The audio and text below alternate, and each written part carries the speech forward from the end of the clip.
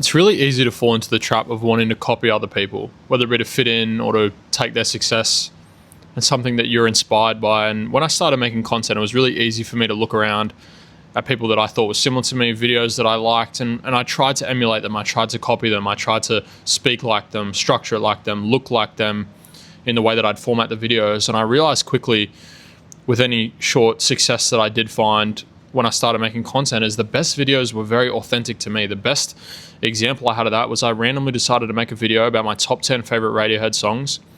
And if you know anything about me, you know I absolutely adore Radiohead to an absurd degree. And it had nothing to do with my content. It still has nothing to do with my content, but it had some of my earliest success. I think it got like 15,000 views, had a lot of engagement, a lot of positive feedback. And it taught me a really important lesson. It didn't teach me to make more Radiohead content because I'm not very good at that. But it taught me to be real. It taught me that something inherently about me that is different to what I see, although I can be inspired and excited by things that I see that are high level and take inspiration from the greats, is that there's something in me that no one can take away from me. There's something that I have that is unique and can propel me to different heights when I actually lean into it. And it's this. It's my fingerprint. I was talking about it in a video today, and I really started journaling about it this morning and realizing that it's the key. It's actually the key to whatever you want to do in life. I think a lot of us drown out our childlike creativity and our imagination because of years and years of falling under the illusion of maturation, the illusion of adulthood, when you get told by another adult who got told the same thing by another adult who so on and so forth, that one day they need to drop their creativity and their curiosity. One day they need to let go of all the things that excite them because it's not going to pay the bills. It's not going to get them anywhere in life. It's time to put a suit on, put a smile on your face and get to work. And you sort of lose everything about you that is brilliant. You lose your genius within you. And I think our fingerprint is a very real reminder that every single detail on your finger and every little groove in the fingerprint is distinctly you. Nobody else has your fingerprint, right? So when I talk about it, I obviously don't literally mean my fingerprint. It's sort of an umbrella term that represents everything that's different about me and that's different about you. I want you to look at your fingerprint right now. Feel it. Pay attention to it. You probably haven't ever, if not, at least not for a long time. And that's just on your finger, right? This is like a tiny percentile of the skin on my body. And it's so distinctly unique to everybody else. It may look like somebody else's finger, but it's different. And it's got something special to it. Think about all the makings of your mind and your body and everything about you, your expression, the way you were raised, the way you think. Imagine how much is brilliant in there. Imagine how much is unique and different and exciting and could change your life if you allow it to exist and you lean into the things about you that are unique, because it's easier for everyone else to shoot you down. It's easy when you see someone doing something that you would be afraid to do. A lot of people have a tendency to push them down, and I think it comes back to something I've talked about before with the finite amount of success in the world. I got an interesting DM from someone who was saying that he does think in some ways success is finite. And I imagine he was talking in some way about monetary success, status and wealth, all these things that we derive success from and the way we define it typically in the modern capitalistic sense, where you have a lot of money, you've got a family and you've got a house, you're successful, right? You have everything you need. That is success. And he said, how can it not be finite when, there's only so much money in the world? And it's a reasonable question. And I said to him, success is whatever you define it by. Success is your ability, in my opinion, to be content with your circumstances. Can you be okay with who you are right now? Let alone okay, can you be pleased and excited by your current circumstances? Can you bring joy to the world and to people around you? Can you watch it come back to you and feel content with the fact that you're making a difference? Because is someone who is poor but has impacted the lives of millions unsuccessful? Because that's a question you have to wrestle with. And I don't think it's that hard to answer. I think very clearly they aren't. And I think when you hear old billionaires, gazillionaires say, I wish I could trade all this money to go back and be a 20-year-old again, I think that tells you something about success. I think it tells you something about life. I think it's one of the greatest wisdoms that comes from these people that make all this money, is that it's actually not everything. And it's a really important distinction to make when you figure out what it is you actually want in your life, because a lot of people are chasing that goal. For whatever reason, it's never usually just for money. It's for what comes with it. It's for the way it makes them look and the way it makes them feel. And they might think it will fill the holes and the voids in their life, just to find out it might create more. And I'm not someone who is rich or hyper successful in this definition we're using, but I certainly don't chase it. I chase happiness. I chase peace and contentment. And it's been super crucial for me to investigate my negative core beliefs. It's something that's absolutely changed my life. When I look through my journal and I meditate, and I realize that so many of the things that have kept me in a jail in my mind and have imprisoned me in my own thoughts were things I adopted from other people. They were beliefs and thoughts that I took from people who didn't want me to succeed. Whether it be a negative influence or an experience that I had as an athlete, as a friend, it doesn't matter. Something informed me from an environment about a way that I was. True, untrue, don't know. Often untrue, but who knows, right? And then I would take that belief that someone else gave to me, like from an insult or from something they said that I deemed important, and I took it and formed my identity with it, because it gave me emotions. It was a pivotal experience, and I formed my identity with it. And so you start questioning yourself. You start believing the things that people say, and what you're forgetting is why they said it. And this is what I mean when I say investigate your negative core beliefs, because first you have to acknowledge where they come from. Let's just say the example is you think you're a bad public speaker. So when we investigate that, we say, where does this come from? First of all, maybe you did a speech when you were in kindergarten, and I'm not even joking. Like this is genuinely how people, you might be listening to this relating. This is how people start that belief and never break the habit of this negative core belief. They have a speech in kindergarten as a 5-year-old, by the way, to give you some context. We'll get to that, the objectivity of it. And they don't do so well. Maybe a couple kids laugh at them. The kindergarten bully makes a joke of them at lunch.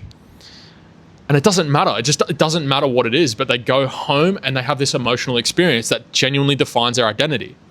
It doesn't matter how real it is. It doesn't matter if it was a true trauma, because it is one. The suffering is relative, right? So emotionally, you suffer in the same way as anybody else, and you define yourself with the opinion of somebody else. Now, let's get down to the next part. Why did they say that? Why did the bully say that?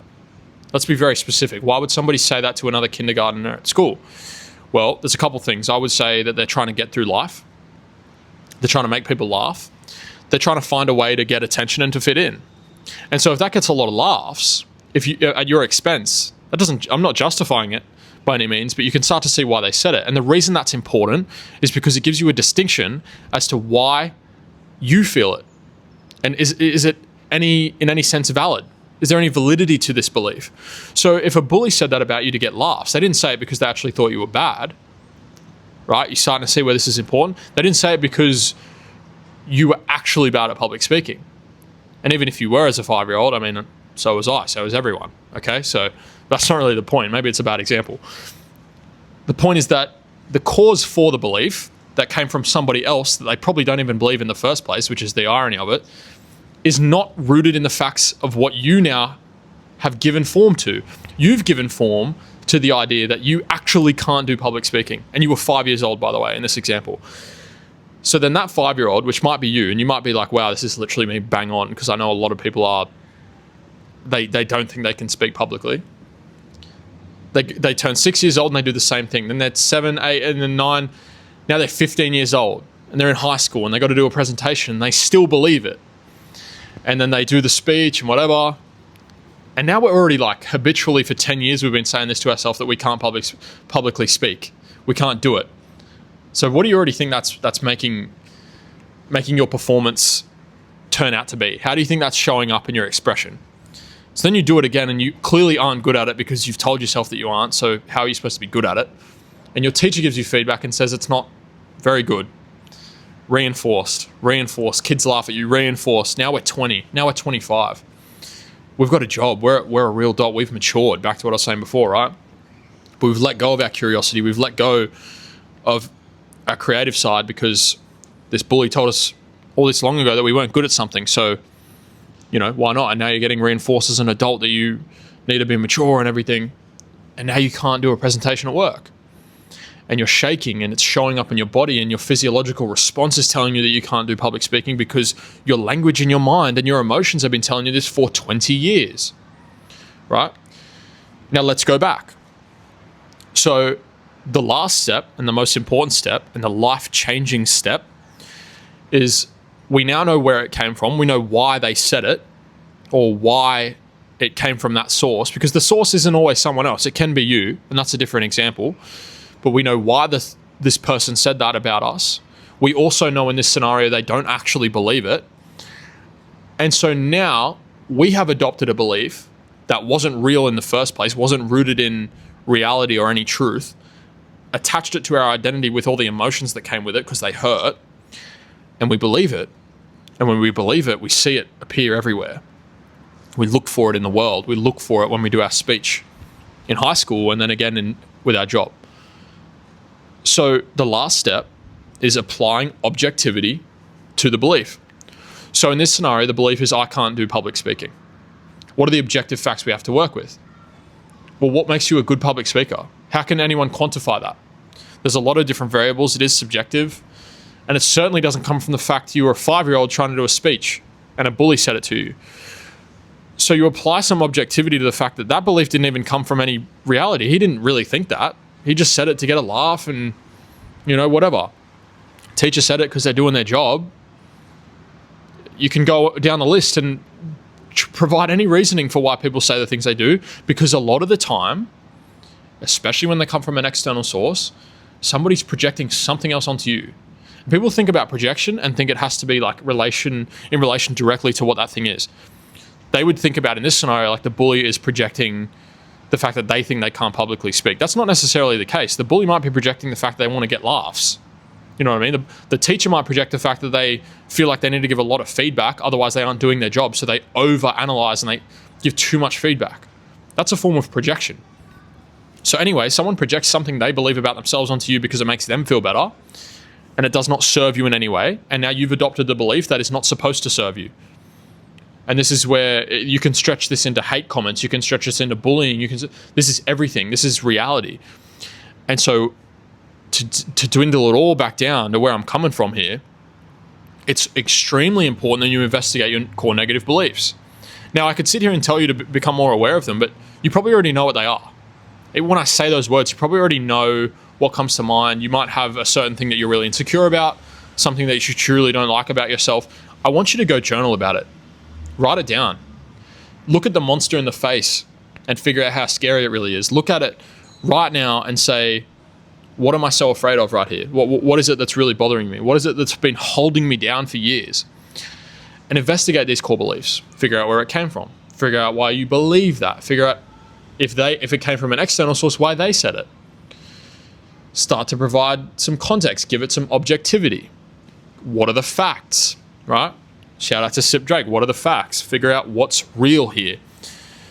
And I guarantee you what you'll find a lot of the time is the facts, the truth, the objectivity will provide you a lot of relief, because a lot of the time you have adopted something that is nasty. You have taken on a belief that is nasty. You want to know why they're nasty? Because a lot of people, and this goes back to the DM, this whole podcast is a bit of a web right now. I'm not really going in any direction, but it is the same thing I said before about the finite amount of success. A lot of people will give you nastiness, whether it be in the way they behave, the way they speak to you, the way they project themselves onto you, because they are afraid. They are operating out of their sympathetic nervous system. They're operating out of survival brain. They are scared. You know what they're scared of? They're scared of you. They're scared of you doing better. They're scared of you going somewhere with your life, especially when it's people you've been around, you've grown up with, people that you love and are friends with. That's why a lot of people, you hear them say like, oh, my friend, to people around you that don't want you to succeed, they shoot you down when you try something new. Like, that can be true. Honestly, it comes from a projection of a fear. It's like, well, this person I know, especially when it's a friend for a long time, it's like we've been in similar positions. Like they're not any more advantaged or privileged than me per se, at least not to a significant extent. And that's what a lot of people cling on to, whether it be celebrities or hyper successful people.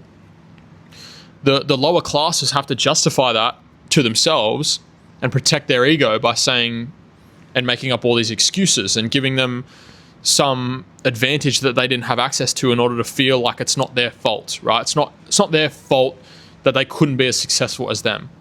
And we have this mental switch. When you're in the survival brain, when you're in your sympathetic nervous system, it's never inspiration, right? It's never excitement. It's never support. It's always, how does this affect me?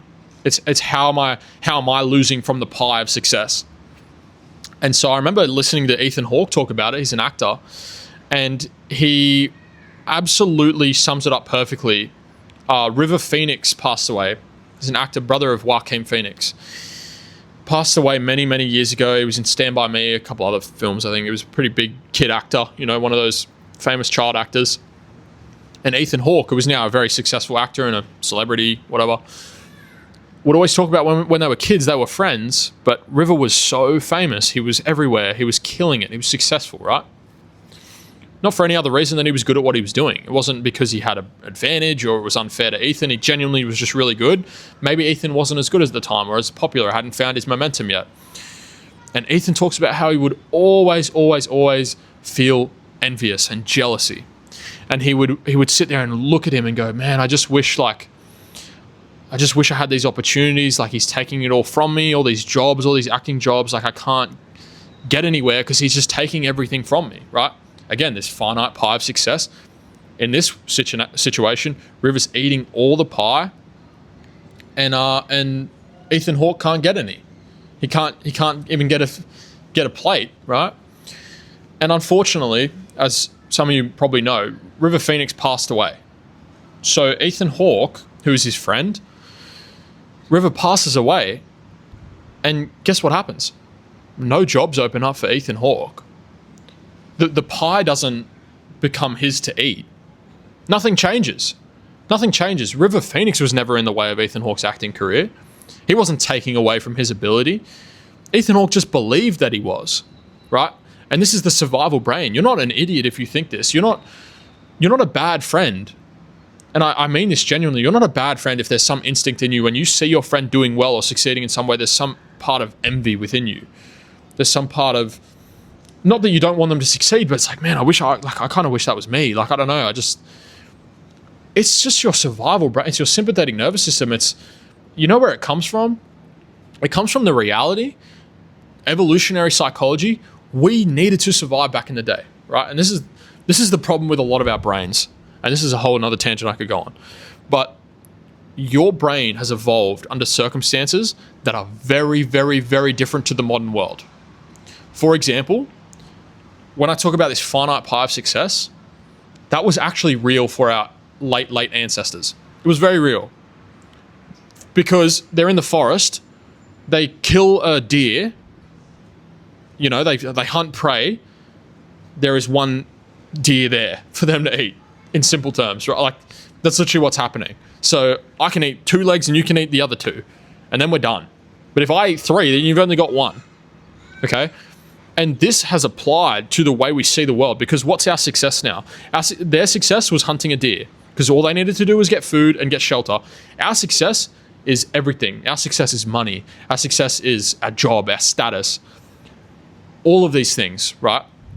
So when I see my mate Johnny is flying through his acting career, or he's become, the best real estate agent in the country, I go like, well, you're eating legs from the deer. I'm losing my piece. I'm losing my piece of the pie. This can't be good. This can't be good for me, right? And this is where you need to turn that off. And it takes practice. It takes accountability, it takes awareness, and it takes effort and intention. You need to observe this part of yourself. You need to observe when you do it. And you need to be aware of the walls that you then put on yourself. Because in Ethan Hawke's case, he just put walls around himself. They were fake, not impacting him at all, and they weren't actually walls in his life, but he had believed that River Phoenix had put walls up for him. He couldn't get anywhere. He's stuck in this box because he's taken all the jobs. And unfortunately, it took his friend dying for him to realize that wasn't the case, right? And I hope that doesn't have to happen to you. The point is simply that you don't have to put these fake walls around your life. There is no reason that you can't do what you want to do. There is none. And again, I come back to this because Ethan Hawke had a different fingerprint to River Phoenix, and I got a different one to him, and you got a different one to me. And there's things that I definitely cannot do. I definitely cannot do that you can. There's things that I can do that you definitely can't do. And that's just life.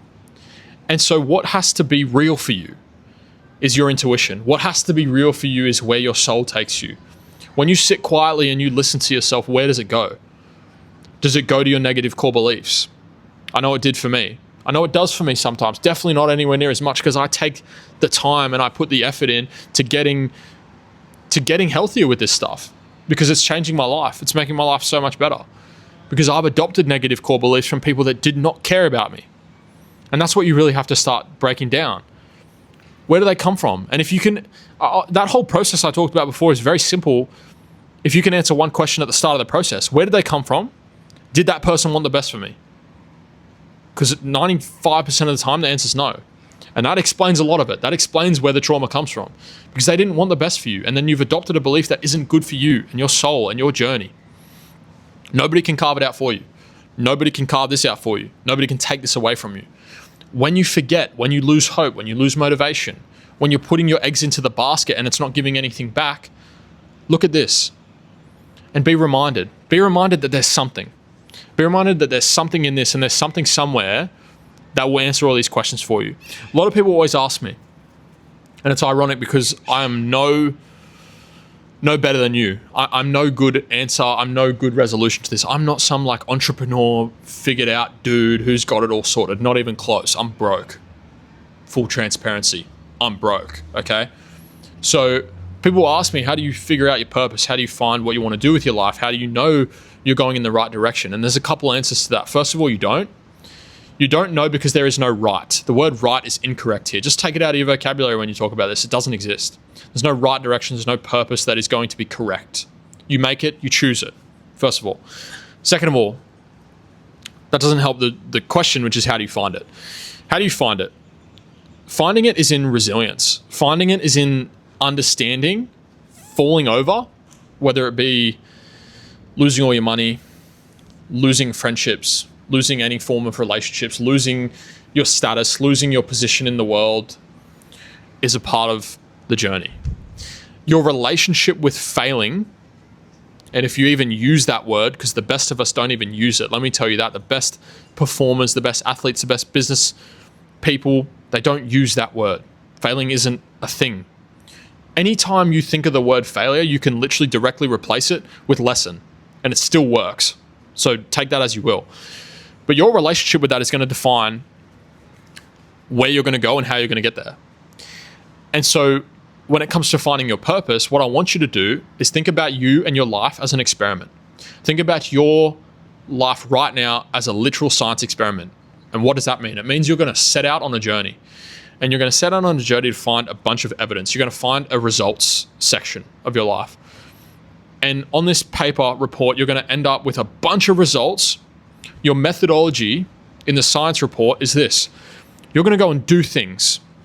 Go and talk to people on the street you never talked to. Go sit at a cafe and strike up a conversation with someone there. Say something else to your barista today.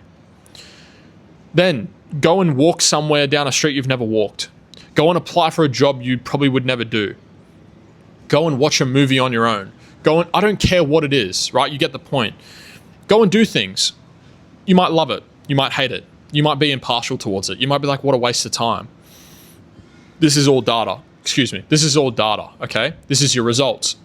Your method is go do things. Your results are your feelings about it, your emotions, your intuition. Do you like it? Do you like talking to those people? Did you enjoy this experience? Did you like that job? Were you good at it? Did it stimulate you, right? And this doesn't just apply, and this is the key with purpose, and it goes back to the happiness conversation and the success conversation from the DM that I got. This doesn't just apply to wealth and fame and status, whatever, right? It's not just like you got to find what works to bring money in every week. That's a part of it, 100%, but it's also what works for my brain. Like for me, this works for my brain. Talking to the camera works for my brain. Writing a lot works for my brain. Talking to people works for my brain. I'm very open with the people in my life. I'm very open with my girlfriend about everything I'm feeling in my life. Very open with my family and my friends. I'm a very honest person, and that works for me. It doesn't have to work for you, but I experimented with that. I learned that at a young age that I like to talk. I mean, clearly, right? I like to talk about lots of things. I like to talk about the ends of the earth with people that I love, you know? I can sit with my girlfriend for 5 hours and just ramble on about anything.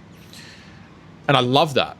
And the point is that you just have to go do things. You have to experience and take this with a grain of salt. Take everything you hear on the internet with a grain of salt, because internet gurus can't give it to you. Not to say that I am one of them, but internet people and things you read and hear and books too, movies, everything, can only give you so much. It can give you a lot, but it can only give you so much.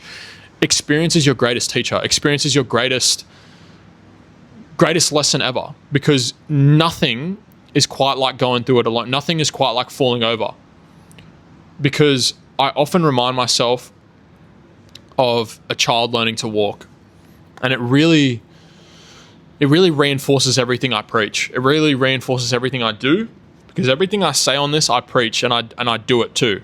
I walk the walk and I talk the talk. Nothing I say on here is something I don't believe in or that I don't practice. And I'm reinforced when I think about a child learning to walk, because we often look everywhere but inside ourselves for answers. We look on ChatGPT now. We look on TikTok. We look on Google. We look in the books. We look in the podcasts. Hopefully that you're enjoying this one right now. And we forget that there's so much wisdom in us, in our brains, in our supercomputer brains, in our self-twos.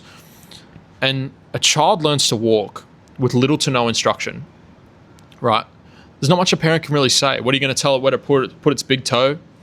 Where to walk every step over the other? Where to stack its knee over its other foot? No, of course not, right? The child, the baby even, gets up. They learn how to stand first. So they learn how to stand, and they start to walk, and they fall. And they might cry, and the parent goes, hey, all right, let's go. Do it again. And you know what that is? That reinforcement, that's what you're missing. You don't give yourself that voice. If you were the parent watching the baby that is also you, when you fall over, you say, you're such an idiot. You're such an idiot. Why would you put your foot there? What are you doing? And then off you go. What do you think your inner self, your inner child says to that? Like, how do you think that makes them feel? How do you think that makes that pure, innocent part of you feel? Shit, I'm not going to try that again, right? So the parent just quietly, intuitively, because every part of us as a parent knows this. Not that I'm a parent. I mean, when you're a parent, you sort of intuitively pick this up, is what I was saying. When your child falls over, you hey, come on, get back up. You got it. So you get back up. Maybe the child gets 2 steps, 3 steps, 4. Now they're walking. How does that happen? No one didn't read a Google description. It didn't, you know what I'm saying? Like, this is intuitive within us. And you might like intuitively hear what I'm saying and be like, that's a little stupid. Like, it's just walking. What a big deal. Do you know how big of a deal that is for a species, for a human being to learn how to walk? Like, from an evolutionary perspective, that's a massive deal. It's a way bigger deal than you learning how to make eggs when you look it up on ChatGPT. You know what I'm saying? Like, this is rooted in our biology. We have the ability to learn and grow on our own. So to answer the question, to come all the way back, and I'm going to wrap this up pretty soon, finding purpose is all about experience. Finding purpose and finding meaning and finding why you should love your life is all about falling over. It's all about falling over and getting back up. It's all about being that baby that gets up every time it falls over and tries to walk again. And if there's anything you take away from this podcast, I would tell you to very, very carefully work on being that parent in that metaphor. Work on the way that you speak to yourself. Work very closely with yourself. Investigate it, journal it, meditate on it, and figure out how to make that conversation of when you fall over a healthier one. Figure out how to be the parent that says, come on, mate, you got it. Get back up. You got it. Let's go. Instead of, you are an idiot, you're doing it wrong, and you need to put this foot here and that foot here, and you're just being an idiot. Because if you can change that about everything you do, your life will change. Your ability to walk will change, your life will change, and you will walk yourself right into purpose. You will walk yourself right into your life, and you will love it every single part of the way. That's basically it, folks. This is the first Weatherman podcast. I'm very honored to even do this. I'm so glad and so privileged to be here, and I'm very grateful. I want to thank everybody if you are listening to this point in the podcast. I don't know if anyone is, and that's fine, but I'm just grateful to even record this thing. I'm super excited. There's so much more coming down the track. I've got a lot of ideas for where we're moving, and I'm just super excited. But this is one step of the process, something I've wanted to do for a long time, and if you are listening to this, thank you so much. I will make more episodes. I will continue to push this thing and keep the wheel turning. So thank you all once again. The forecast will continue. And I'm out here. Thank you, folks.